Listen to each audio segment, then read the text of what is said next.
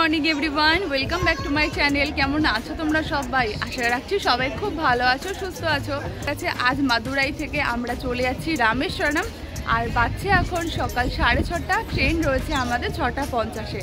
আর আমরা ট্রেন জার্নিটা প্রেফার করেছি 6:30টার মধ্যে। চলেও এসেছি স্টেশনে, পেয়ে গেছি ট্রেনের সিটও। আর এখন চলে যাব এখান থেকে সোজা রামনাথপুরম থেকে চলে যাব রামেশ্বরম বাই বাস। তো আজকের দিনে ব্লগটা এখান থেকে স্টার্ট করছি, মাদুরাই স্টেশন থেকে। চলো আবার গিয়ে দেখা হবে তোমাদের সবার সাথে। রাস্তার অনেক ভালো ভালো ভিডিও তোমাদের সবার সাথে শেয়ার করব। আর সবার সাথে গিয়ে দেখা হচ্ছে একদম রামেশ্বরম। পুরো দিনে ব্লগটা চেক করতে থাকো, আশা করছি তোমাদের দেখতে ভালো লাগবে। আর চেষ্টা করবো অনেক ইনফরমেশন দিয়ে ব্লগটাকে ইনফরমেটিভ বানানোর, তার জন্য পুরো ব্লগটা চেক করো, আশা রাখছি তোমাদের ভালো লাগবে। তো চলো ব্লগটা স্টার্ট করলাম। মাদুরাই থেকে রামেশ্বরম যাওয়া যায় দুইভাবে, বাসে করেও যাওয়া যেতে পারে, ট্রেনে করেও যাওয়া যেতে পারে। আর আমাদের ইচ্ছা ছিল পাম্বান ব্রিজের উপর দিয়ে আমরা যাব, কিন্তু পাম্বান ব্রিজের কাজ হওয়ার কারণে পাম্বান ব্রিজের উপর দিয়ে এখন কোনো ট্রেন যাচ্ছে না। আর তাই আমরা ঠিক করলাম যে বাসে করে যাব না। বাসে করে যদি তোমরা মনে করো যে মাদুরাই থেকে রামেশ্বরম যাবে, তাহলে একটা বাসেই তোমরা পৌঁছে যেতে পারো। মাদুরাইয়ের মাথুটাপানি বাস স্ট্যান্ড থেকে একদম রামেশ্বরম বাস স্ট্যান্ড পর্যন্ত সোজা চলে যেতে পারো। সেখান থেকে রামেশ্বরম বাস স্ট্যান্ড থেকে অটো করে চলে যেতে পারো একদম রামেশ্বরম মন্দিরের সামনে। আর আমরা ঠিক করেছিলাম বাস জার্নিটা করবো না, আমরা যাব ট্রেন। তাই আমরা মাদুরাই স্টেশন থেকে লোকাল ট্রেনে 50 টাকা টিকিট ভাড়া দিয়ে সোজা চলে এসেছি রামনাথপুরম। এখান থেকে অটো আছে, অটোতে বলছিল 1500 টাকা নেবে পুরো রামেশ্বরম পর্যন্ত, কিন্তু আমরা ঠিক করেছি বাই বাসেই যাব। রামনাথপুরম স্টেশনের ঠিক বাইরেই রয়েছে বাস স্ট্যান্ড। বাস স্ট্যান্ডের থেকে একদম পরপর সব বাস ছাড়ে, সমস্ত বাস এখানে দাঁড়িয়েই থাকে রামেশ্বরম যাওয়ার জন্য। এখান থেকে তোমরা বাস পেয়ে যাবে। আমরা বাসে করে গেছিলাম রামেশ্বরম যেতে বাসে ভাড়া নিয়েছিল 45 টাকা। রামনাথপুরম থেকে রামেশ্বরম পর্যন্ত যাওয়ার যে বাস জার্নিটা, সেটা খুবই কমফোর্টেবল। আর এই হলো বাস রামেশ্বরম যাওয়ার রামনাথপুরম থেকে। কেমন লাগছে বলো বাস জার্নিটা?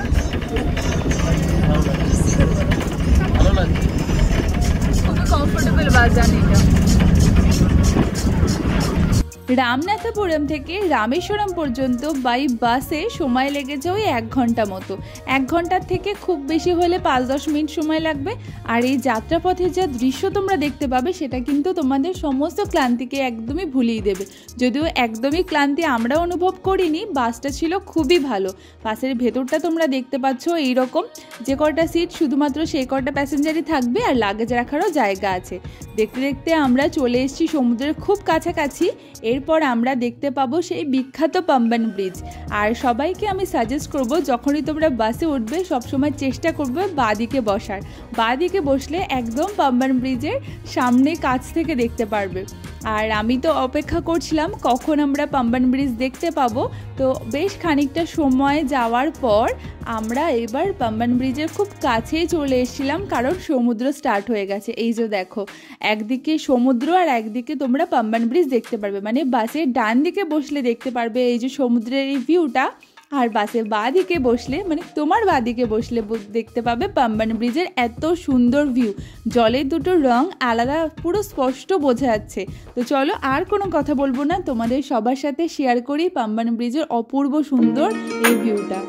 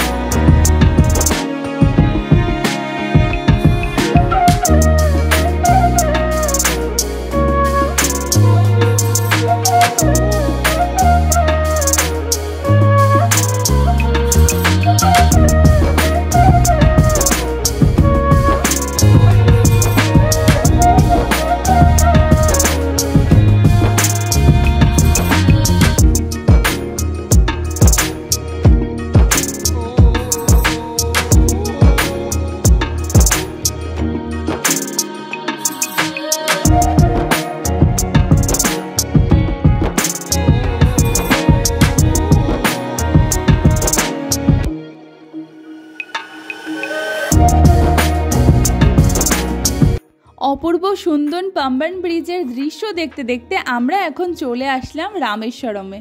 রামেশ্বরমে বাস স্ট্যান্ডে নেমে এখান থেকে নিয়ে নিতে হবে অটো, এখান থেকে রামেশ্বরম মন্দির যাওয়ার জন্য।